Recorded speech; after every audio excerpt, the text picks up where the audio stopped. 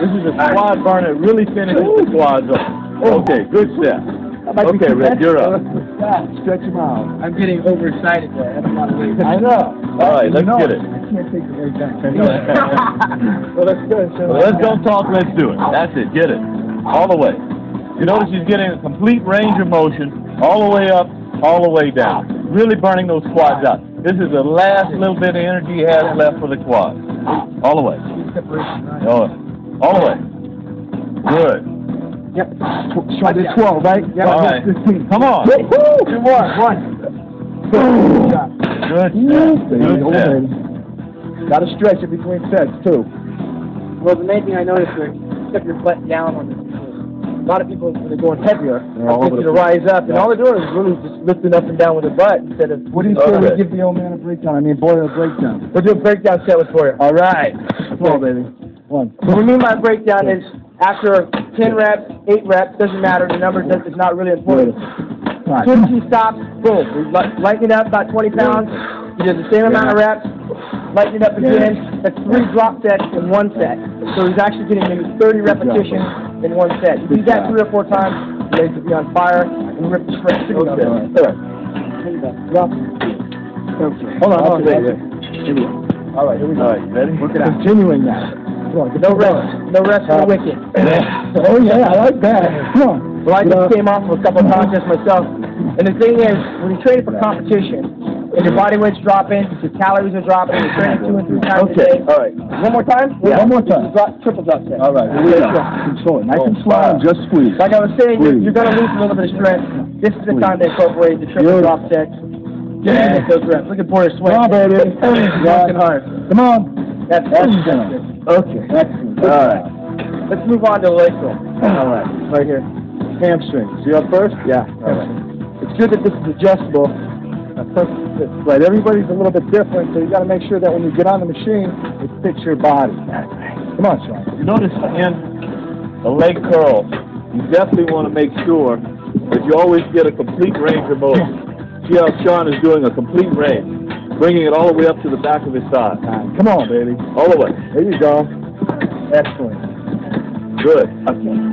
All right. You're up. All right. I like to bring this down just a little bit. Oh, I didn't notice it's two-handed.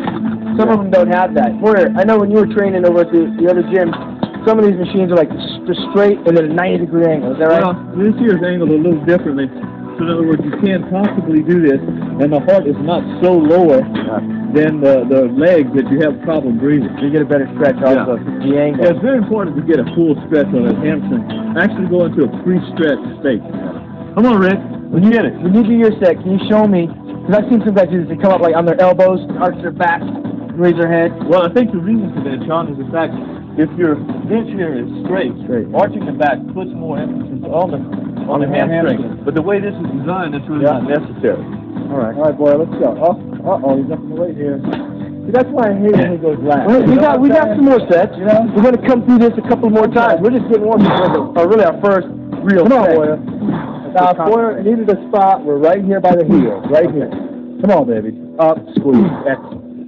Perfect separation. Yeah. His skin is always paper thin. Well, he's always on it. Well, he doesn't diet, but the years of experience. I know when I stopped training, I just lose, no definition. I got to actually do a full aerobic for that. That's good. Excellent. I like to keep his chest down, hips onto the bench, and all in the hamstring. Isolate the hamstring. That's at the top, right here. Squeeze. Okay. Come on.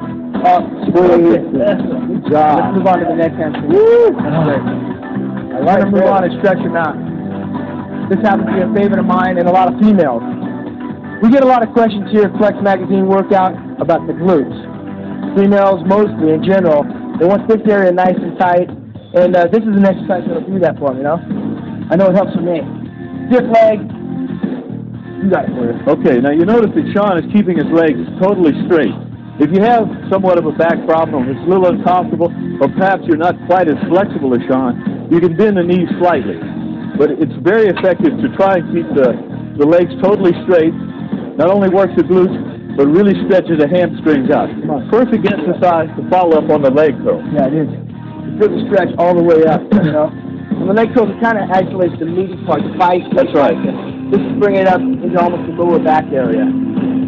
Also, this has a tendency to hit the hamstrings up very high, which you really don't feel in doing the leg curl. It really isolates the top part. Very important. Yeah, I mean, variety is the key. There's not one exercise that works better than the next exercise. Okay? I think it's very important, too, just like you said, variety, because unless you maintain that variety, it's hard to keep enthusiasm up in your training. That's a question. Now, there are people a little bit more flexible than others, so they can use a block to get more of a stretch, correct? I usually do it on the edge of a bench when I'm going heavy, because I usually use 45 pounds. And they'll hit. So it's higher, yeah, it hits the ground.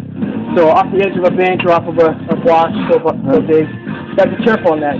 Yeah, now with this movement, I see a lot of people they come back and they squeeze their back, and some don't. Yeah. You know, I mean, if you don't, does it keep it on the hamstrings more? Actually, I mean, it depends on what you really want to concentrate on. I also use this for the lower back. Right. So as I come up, trying to build the Christmas tree, I squeeze it back here. But my hands are just hooked. So right, exactly. Now, if we wanted more hamstrings, we would come back. I would come back to the bar.